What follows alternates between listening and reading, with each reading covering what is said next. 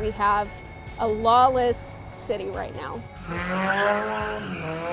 They know that they can get away with it. From fast and furious wannabes taking over neighborhoods to the catch and release policies putting repeat criminals back on the streets. Something has to change because this isn't the city that we love. People fed up with the madness are demanding answers and a return to civility. The Spotlight takes you inside the prosecutor's office. So if we're sitting here 1 year from now... Well, if we can get the courts opened, I hope that we're at least halfway through the backlog. And the jail. It's a smell so strong, it'll make your eyes water. And what we find is a series of pandemic-related problems that will take years to unravel.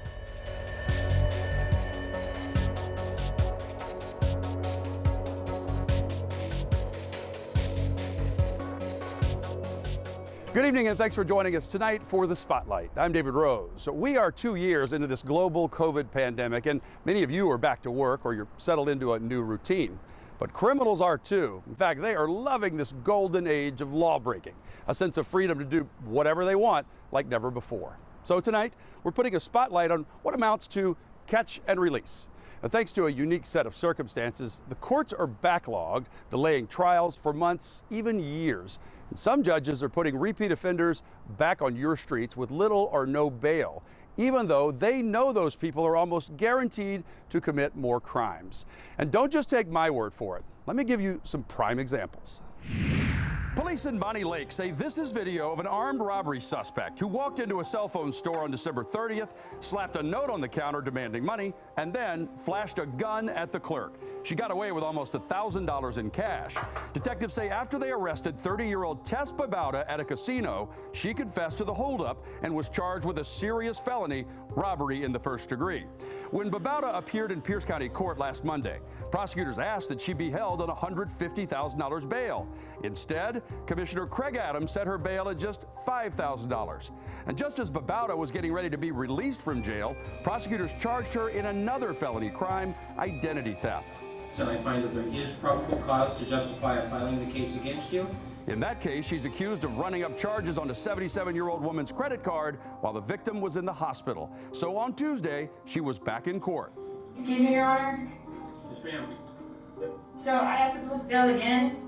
You post $2,500 bail, and then you can be released after they hook you up on the ankle bracelet.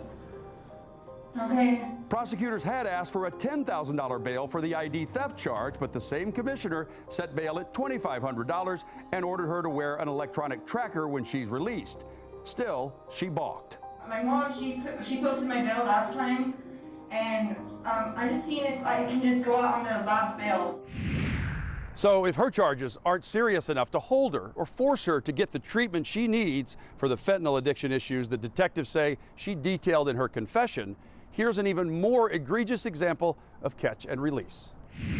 This is 32-year-old Terry Cole, the suspect now charged with running over 12-year-old Immaculée Goldade in a stolen truck last month, killing her. After he was finally identified and tracked down, detectives say Cole admitted he'd been at a casino all night smoking meth. Cole told detectives he then fell asleep while driving the truck he'd stolen and that he was jostled awake when the truck shook after he hit Goldade and her friend. I think she's just a victim of these policies that allow criminals to run free. Her dad rightfully outraged that Cole wasn't already in prison. He should have been. He's a convicted felon with a long rap sheet of bad decisions, half-baked schemes, and desperate drug-fueled robberies. Despite that, the court released him on his own recognizance after he was charged in 2020 with unlawful possession of a firearm. Officers say he admitted he'd been using meth and drinking whiskey when they found him with a loaded 12-gauge shotgun. Tonight, Cole is being held on $1 million bail after an innocent 12-year-old girl's life needlessly came to an end. I want him to carry my daughter Immaculée with him for his whole life as a reminder of his need to change. Granted, this revolving door for criminals is a complicated issue, and there are no one-step solutions or easy answers. So this week, I sat down with Pierce County Prosecutor Mary Robnett and found that she is just as frustrated as many of you are. I'm trying to shine a spotlight on this sense of lawlessness that people feel. What is the biggest challenge your office is facing right now for holding these criminals accountable? Well, our biggest challenge is the lack of courtroom availability. We are charging the cases that law enforcement sends to us. We're trying to hold offenders accountable. It's difficult to resolve cases when there aren't courtrooms available. The courtroom availability has been just a direct product of the pandemic. But we're hoping courts will be back open soon. They've been closed periodically throughout the pandemic, at least for criminal trials. We hope they're back open in full force soon, and we'll be back to business as usual. Where do things stand right now with the cases that have been given to your prosecutors? Well, we've been charging cases throughout the pandemic. We've been filing charges, felony charges, and misdemeanor charges. So since we have such reduced ability to get cases into court and resolved, cases are stacking up. There is a court backlog of cases, cases that we've charged. We have typically had about between 1,400 and 1,500 felony cases set for trial. Right now, we have over 2,000 felony cases set for trial in Pierce County. So it's increased. It's increased a lot, but we've got our nose to the grindstone and we're working through it. So how do you chart a path forward to be able to give each of those victims justice or get the suspects help as more cases continue to pile up? Well, we're trying to keep up with it and keep it from growing any bigger, and the courts are working hard. We've been working hard, and we just have to work through it. It comes as no secret to you that people feel like criminals are not being sent to jail. Mm-hmm. I know for a fact that you are prosecuting violent crime. There are murder suspects that are still in jail. But the other crimes, the robberies, the burglary, the car thefts, those people are booked, fingerprinted, and then they're released. Where do we go from here so that the public feels like their case is just as important, that their suspect is going to be held accountable? It is. I know it is frustrating for people in Pierce County. It's frustrating for us as prosecutors sometimes to request a high bail and have a person released on very low bail or on their own recognizance. There is a movement to move away from cash bail. It's not just in Pierce County or Tacoma, it's all over the country. Because in a cash bail system, there's a belief that, and it's true, people who are poor can't make cash bail. People who are affluent can make bail and get out of custody.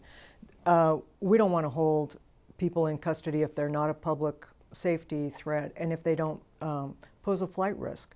But for people who are a public safety threat, we feel very strongly that they need to be in custody to protect the public. And those are the ones where we fight for conditions that will keep the public safe, including keeping people in custody.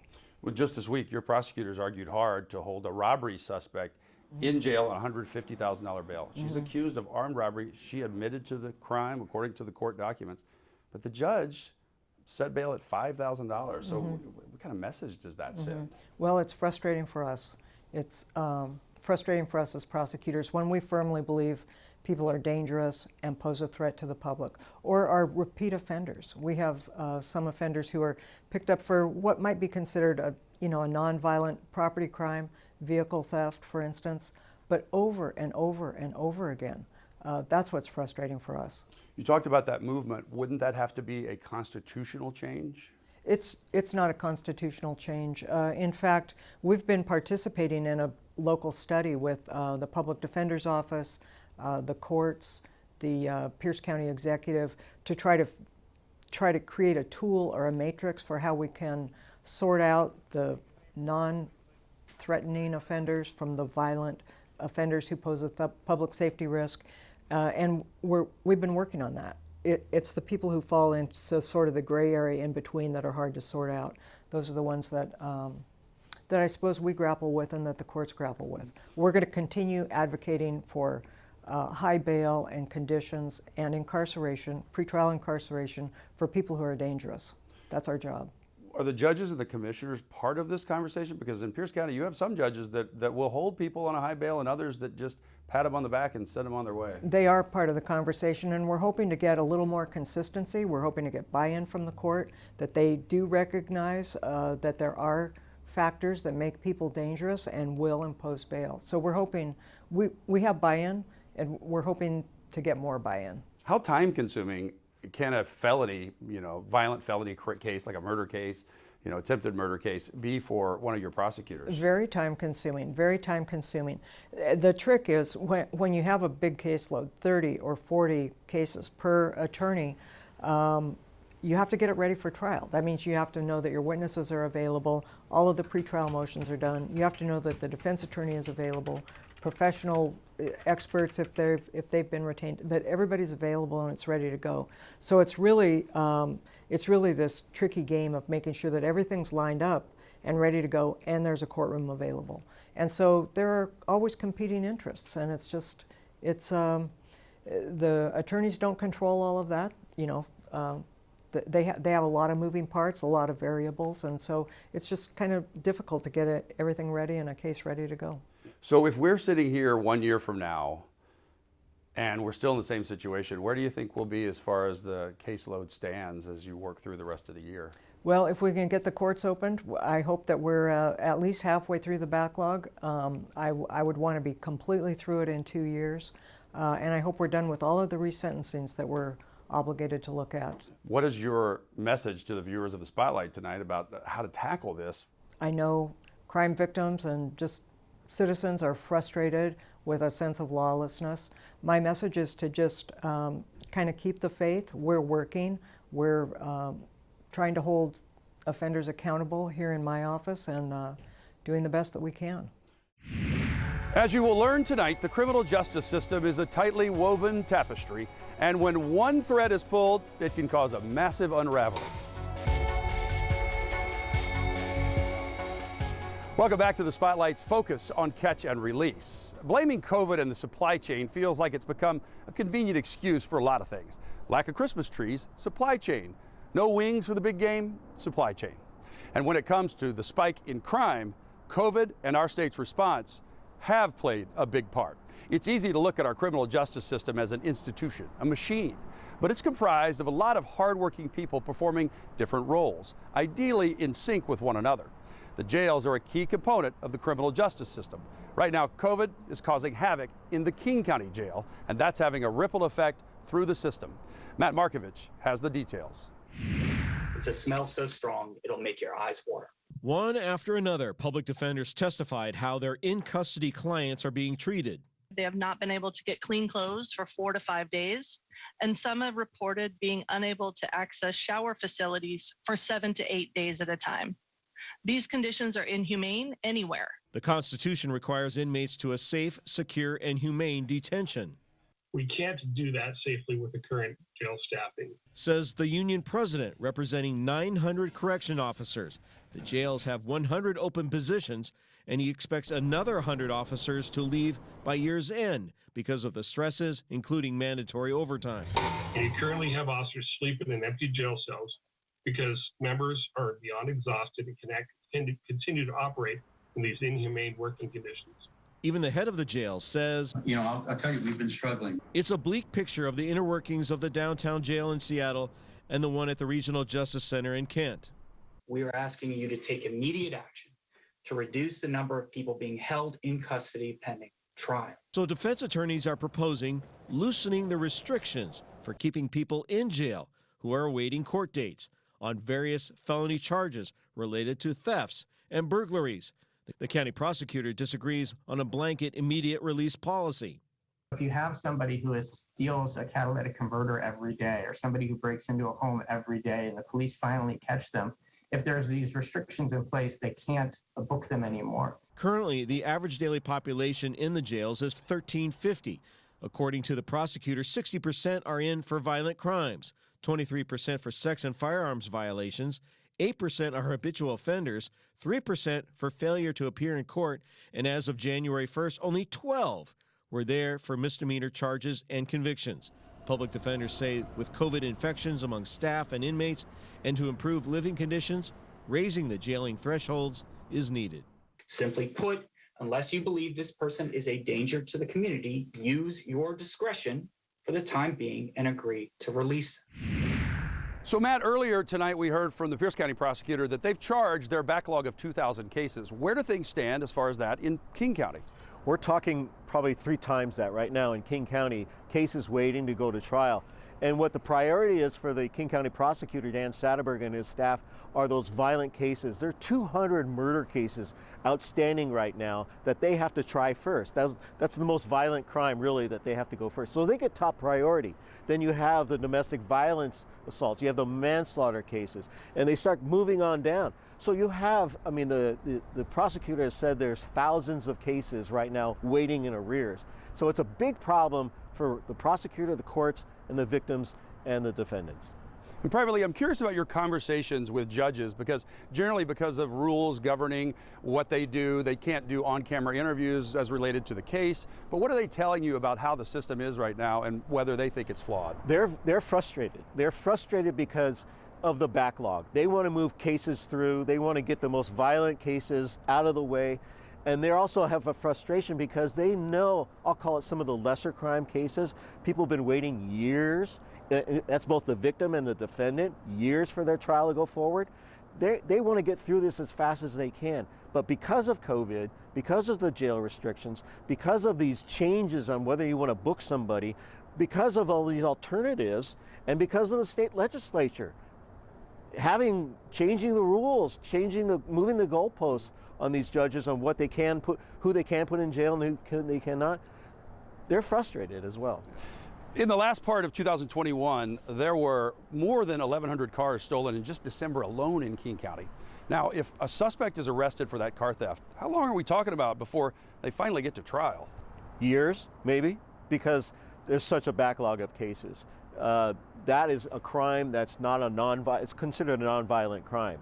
So in the priority list right now for both the Superior Court and municipal court, because there's different levels of car theft, that is a very low priority. So again, the victim and the suspect will be sitting on the sidelines for maybe a couple years. Fox 13's political reporter, Matt Markovich, thanks so much for shining a spotlight on the system in the courts in King County. Well, still ahead, a byproduct of our new policing laws quickly making a group of neighbors furious as their once quiet street turns into the set of a dystopian action flick. We have a lawless city right now.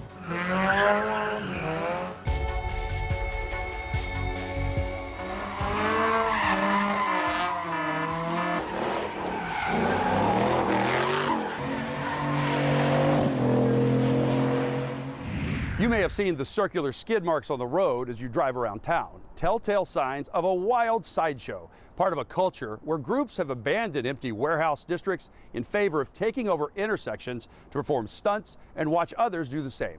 It's especially hard to stop them, given the new laws banning police from chasing reckless drivers. And now neighbors in Tacoma say they are fed up as their once quiet street has become a stunt car arena. AJ Janaville takes us there. Friday night, dozens of people descend on the intersection of 84th Street and Park Avenue in Tacoma, a location just feet from Fern Hill Elementary School. It's about 11 o'clock at night. Mayhem ensues. I see flames shooting up. Sarah lives right down the street. She and her partner Dawn moved into the neighborhood a couple years ago. They love their home and their neighbors, but say what happened this past weekend is terrifying. We have a lawless city right now.